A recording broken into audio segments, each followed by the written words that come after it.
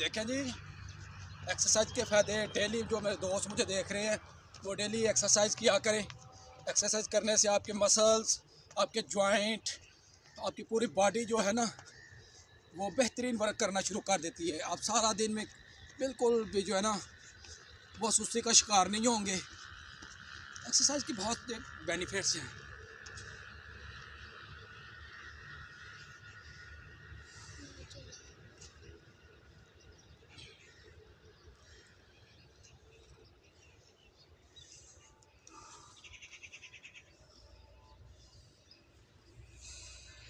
आपको ये एक्सरसाइज रोज़ करनी चाहिए। अपना मामूल बना ले एक्सरसाइज करने का। जब आपका ये मामूल बन जाएगा ना एक्सरसाइज करने का, आपको मज़ा आएगा। सारा दिन आपका चाको चबंद गुजरेगा और आप इंशाल्लाह हेल्दी